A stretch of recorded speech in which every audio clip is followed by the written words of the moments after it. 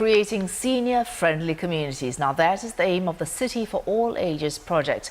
But in the pilot, the project went a step further as it acted as a catalyst to get seniors to help fellow seniors. The initial target was to award grants of up to $50,000 to 10 estates island-wide. Instead, 12 sites received funding for innovative proposals. Famita Mohandas with this report.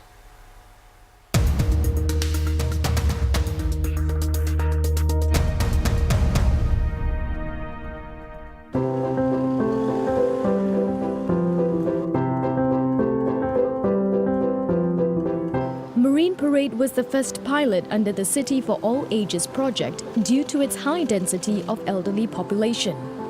In 2011, 2,600 Marine Parade residents aged 60 years and above were polled to find out what they needed in their homes and neighborhoods to make life easier and safer for them. Grassroots leaders and residents conducted social surveys, health screenings, and audits of flats and the town environment to identify the areas which were in need of improvement. The survey found that 15% or almost 400 of them suffered falls in the previous year. Subsequently, plans were made to retrofit more than 500 flats in Marine Parade to make them safer and more senior-friendly.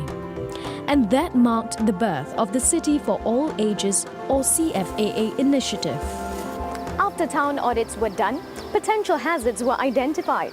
And that's when the Marine Parade Town Council and the Land Transport Authority made improvements to the neighborhood to make it more elderly friendly.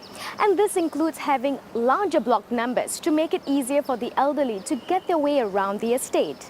And also leveling void decks to prevent them from falling. And having longer green man time, giving them more leeway at traffic light crossings. We really want to inspire or motivate our community to come together to better understand the needs of the seniors and then to collectively, implement solutions to address these needs and create more senior-friendly environment. And we think that it is not just the government that can do this. The community must come in. In fact, it is important for the community to come in to create that environment.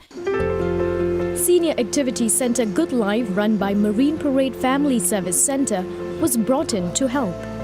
Good Life has a care arrangement service where it provides referrals to nursing homes, daycare centres, home medical and nursing support. It also provides home help services and counselling for senior citizens who suffer from dementia or depression. However, reaching out to seniors is still a challenge. There are people who guard privacy, especially the older ones, and they don't want you anywhere near them. They're suspicious. We have had cases of people dying in the flat without neighbors not knowing. To address this, Good Life formed a befriending network under the CFAA. It has over 40 angel ambassadors who are seniors themselves, and their main role is to visit senior citizens who live alone and provide assistance where needed. This arrangement enables them to keep track of the health and mental conditions of seniors living alone. It's a very unique service whereby they themselves are elders and they visit them. At times, they would actually escort them to even do marketing. We do not take over the whole idea of what needs to be done, but to empower them to be able to make a difference for themselves too. The City for All Ages project in Marine Parade takes care of the health as well as social needs of the elderly. Over here at Marine Parade, lunch is distributed 5 times a week to the needy elderly, and this has been going on for about 2 years. This provides interaction between the volunteers and some of the elderly who hardly get out of their house. Whampoa is another site under the same scheme. Whampoa in central Singapore is an old estate where 18.5% of the residents are aged 65 years and older. Health screening of some 1,500 residents in Whampoa highlighted some worrying results. Only 1 in 10 of the seniors had normal health screening results. 7 in 10 of them had high blood pressure. 3 in 10 suffered from diabetes. 2 in 10 had arthritis, while 3 in 10 had high cholesterol. Armed with these statistics, volunteers rolled out initiatives to make health services more accessible to the elderly. Grassroots leaders over here tied up with the Sao Foundation, a non-profit family foundation, to pilot a scheme where they link up at-risk elderly to care services that they need within the community. Another initiative is to also send a mobile clinic to areas where primary care is needed the most.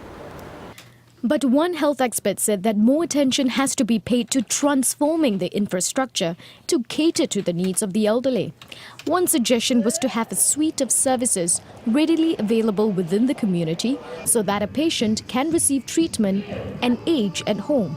Some of the flats or the houses or the levels within a HDB block could be refurbished and converted into a group housing and perhaps assisted living where more health monitoring and more personal care is required, or even finally, if necessary, skilled nursing facilities within the existent brick and mortar structure.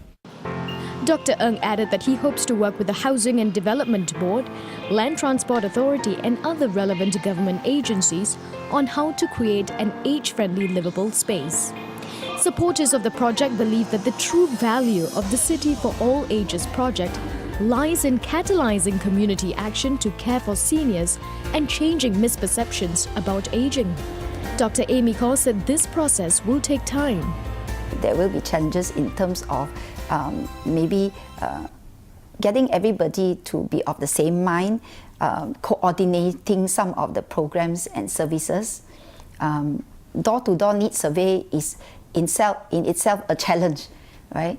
Not every door will open, so you have to work, persistently. Dr. Kaur added that even though the program is funded for 3 years, stronger community involvement will ensure the sustainability of reaching out to the elderly in the long term. There are also plans to publish a guidebook which will include the various projects under the program to allow other estates to learn from their experiences.